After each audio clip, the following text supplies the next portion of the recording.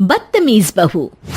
सभ्यता से भरपूर शास्त्री परिवार की इकलौती बेटी मोहिनी को बचपन में ही पढ़ाई के लिए विदेश भेज देते हैं, जहां से वो सालों बाद ग्रेजुएशन पूरी करके इंडिया वापस आती है, जो अब संस्कार, सभ्यता, संस्कृति जैसी चीजों से कोसों दूर होती है।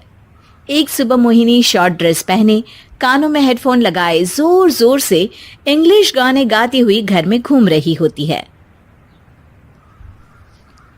सुबह सुबह भगवान का नाम लेते हैं, राक्षसों की तरह चिल्लाते नहीं। पॉप्स, आपको अच्छे गाने की बिल्कुल समझ नहीं है, सो ठीक है, चिल पिल। अरे मोहिनी, पापा से ऐसे बात करते हैं क्या?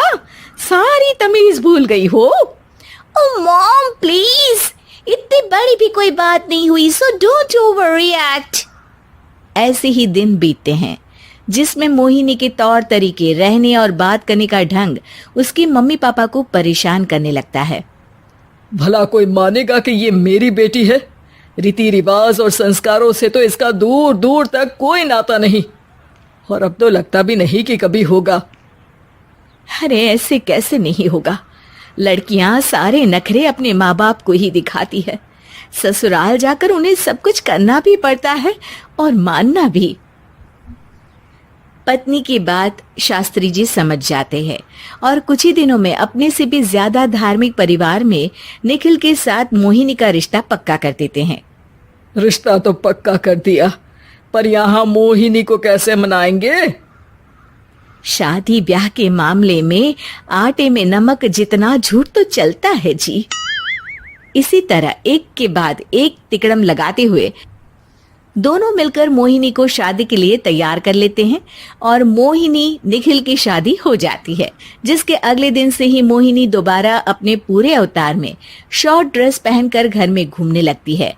बहू को ऐसे देख सास की आंखें फटी की फटी रह जाती हैं। अरे ये क्या बेशर्मी है, हमारे घर की लड़कियां जींस तक नहीं पहनती और तुम बहू होकर इतने छोटे कपड़े पहनकर पूरे घर में घूम रही हो। सीरियसली मॉम, प्लीज आप अपनी इस 80 के दशक वाली सोच में मुझे इंक्लूड मत करो।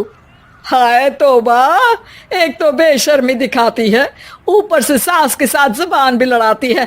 अरे जल्दी कपड़े बदल कर आ, घर की पहली आरती तुम्हें ही करनी है। इतनी देर में निखिल भी वहां आ जाता है। माँ, पापा आने वाले हैं, पूजा का सारा सामान तैयार है ना?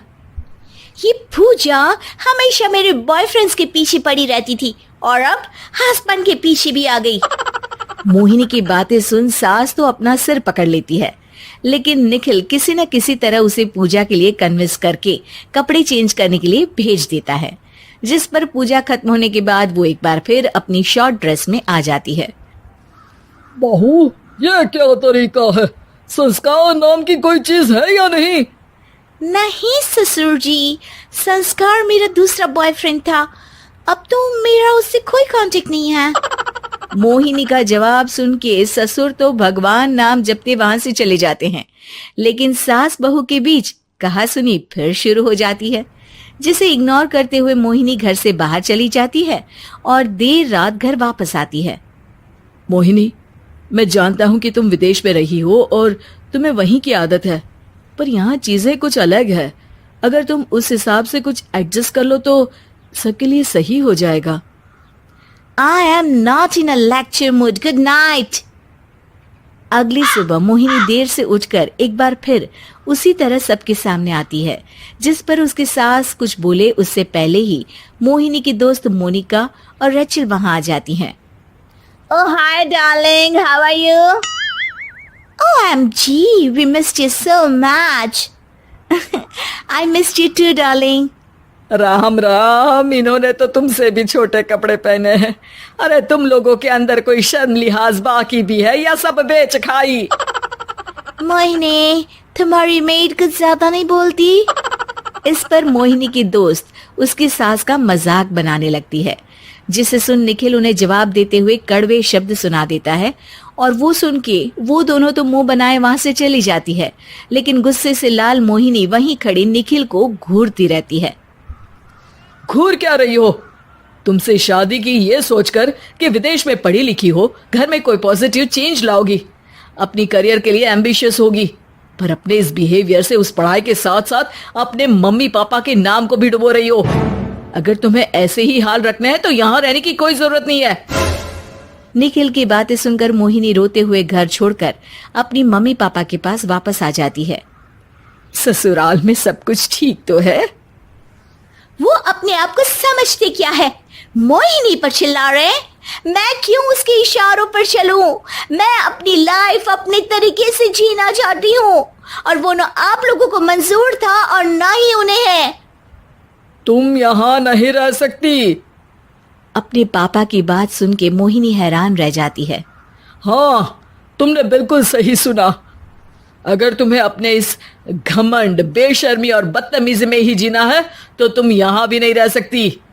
बेटी, मैं मानता हूँ हमारे यहाँ रीति रिवाज बहुत मायने रखते हैं और हमने उन्हीं के ओवरडोज से बचाने के लिए तुम्हें विदेश भेजा था। एक लड़की जो शादी करके घर और बच्चे संभालती है, उससे तुम अपने आप को ज्यादा समझ सको इसके लिए भेजा था। तुम उससे ज्यादा समझो और बनो, पर तुम तो किसी दूसरी ही ट्रेन में चढ़ गई बेटा। उसके मम्मी पापा बहुत देर तक मोहिनी को सारी बातें समझाते हैं, जिन्हें सुनकर मोहिनी को अपनी गलती का एहसास होता है। वो जॉब ज्वाइन कर लेती है और ससुराल वापस आकर उन्हें मॉडर्न बनाती है और खुद भी कुछ रिवाज सीखते हुए खुशी से रहने लगती है।